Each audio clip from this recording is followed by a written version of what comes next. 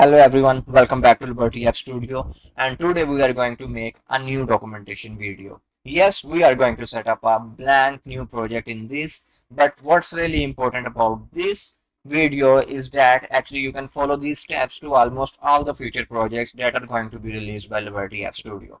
And other than that, if the project required any additional documentation, we are going to make a new video about that particular project, and these are the steps that you are going to follow to set up the basic things in every project or every future project of Liberty App Studio.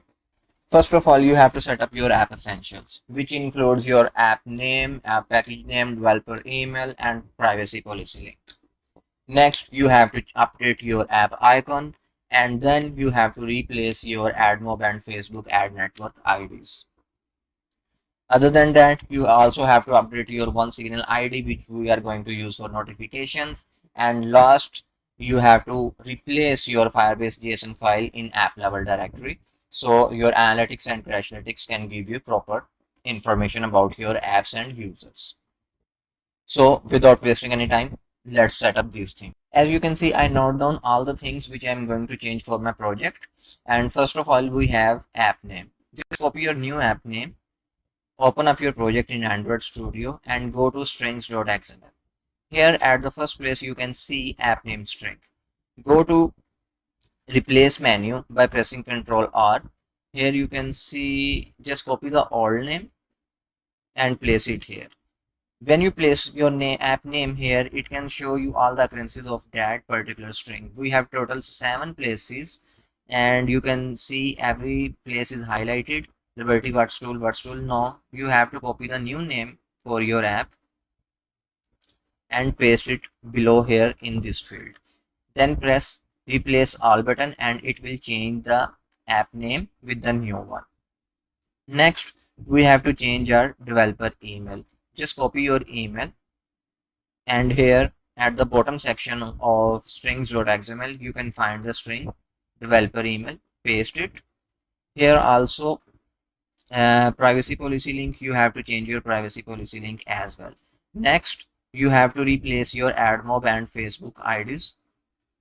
To do that, just make sure you already have your ad formats created up and you have your IDs from your AdMob and Facebook account, and place those IDs right here, which is AdMob app ID, banner and interstitial ID for AdMob, and next is the native banner and interstitial ID for Facebook ad SDK.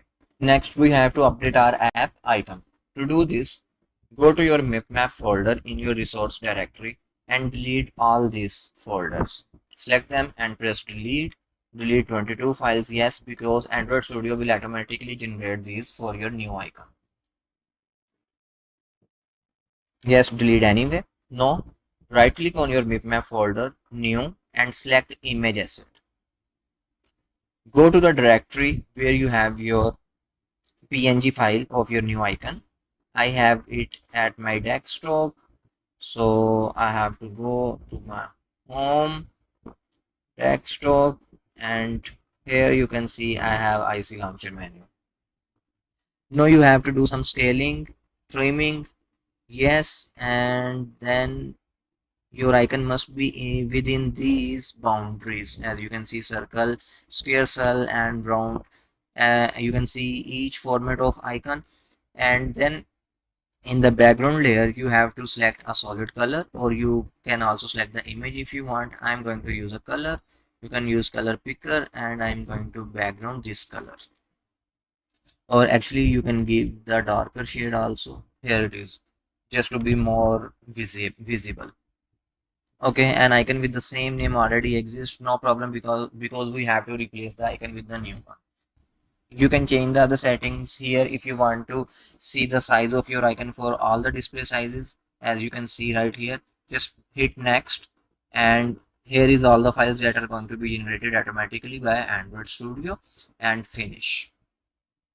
Now you can see we have IC Launcher 6 and IC Launcher foreground and IC Launcher round, and if you go to your manifest file you can see you are using the icon from the MipMap directory of name IC Launcher. have multiple implementations for all screen sizes. If you click on one, you can see here it is actually a low resolution icon for really small screens.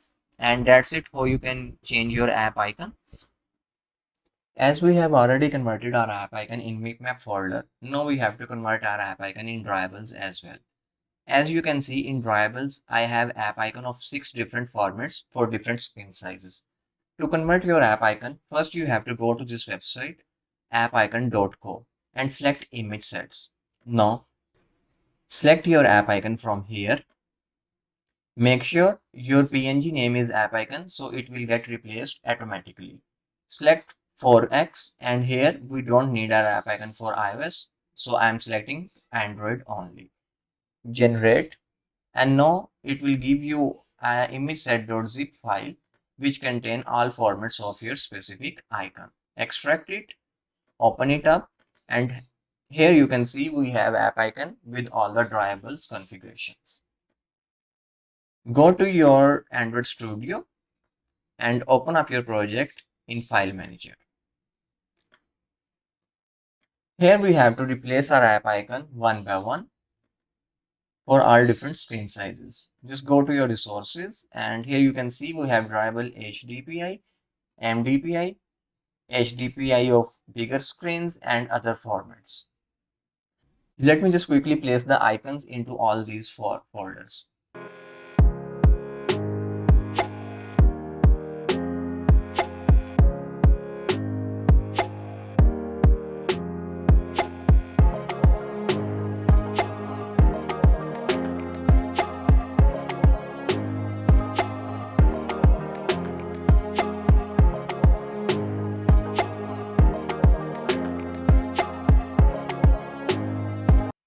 And that's how you will replace your app icon in Drawables as well.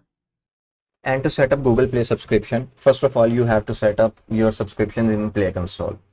And after making them in Play Console, you have to go to your config file and here you can see all of your subscription IDs. You have to replace these values with your subscription IDs. For example, 1 month subscription ID will go here and respectively for 3 and 1 year subscription ID.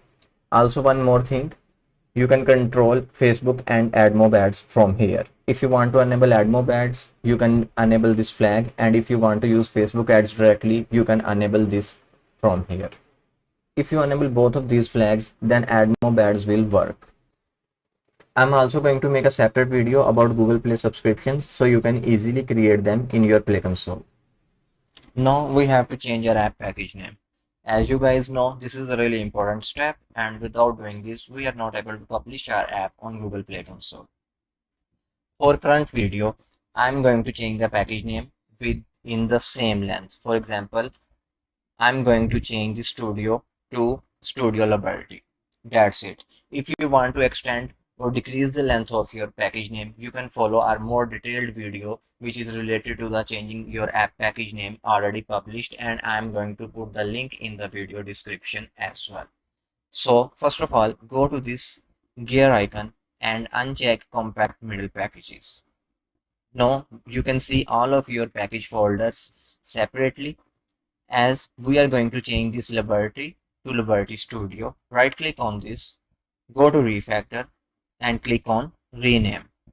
So I want to replace Liberty Studio with Studio Liberty.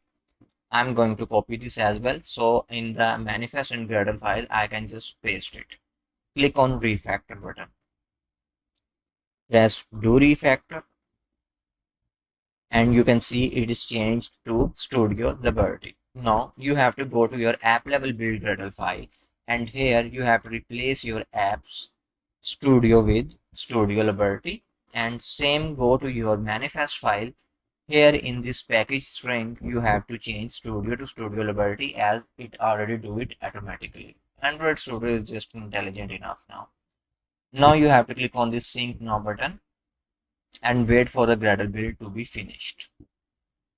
Gradle build is complete and I rebuild my project. And now you can see we are getting this error, no matching client found for this package name. This is because we haven't replaced our Firebase JSON file. To do this, open up your Firebase console.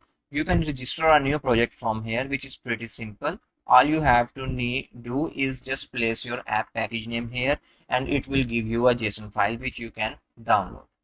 I'm going to add this app into my an existing project.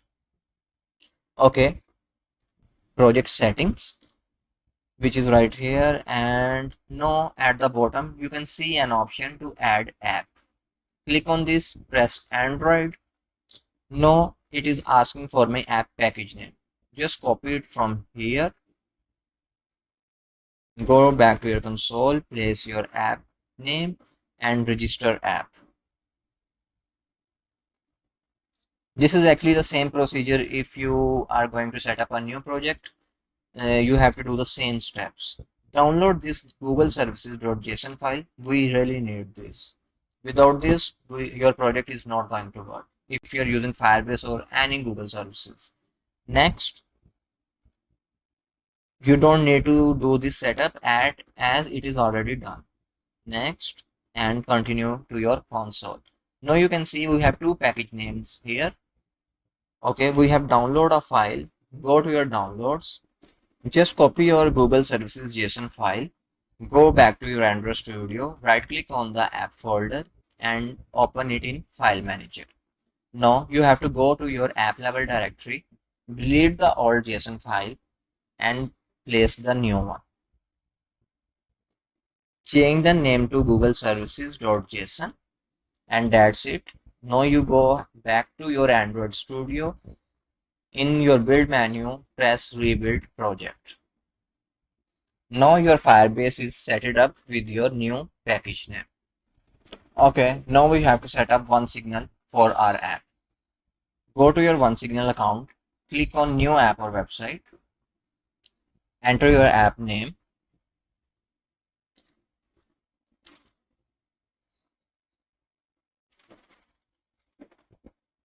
select platform, which is Google Android, and click next. It required Firebase server key and sender ID. You can go to your console from right here. I have already opened my console. From your console, open up your project and click on this gear icon to go to your project settings. Next, click on Cloud Messaging tabs.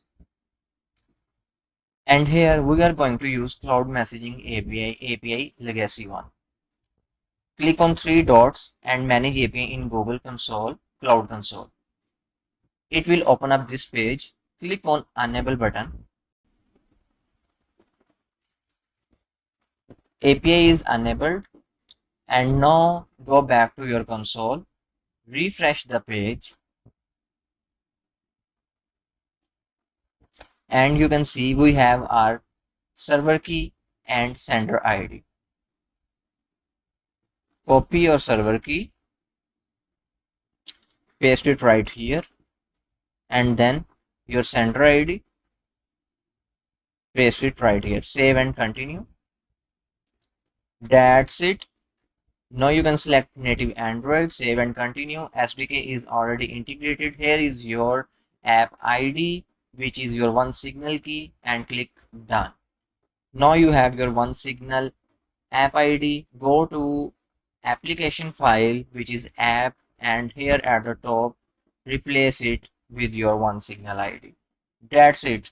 These are the basic steps you are going to done in every single project that is going to be released by Liberty App Studio. If you have any questions, you can ask them directly in comment sections. Like this video, share it with your friends, and subscribe to our official YouTube channel.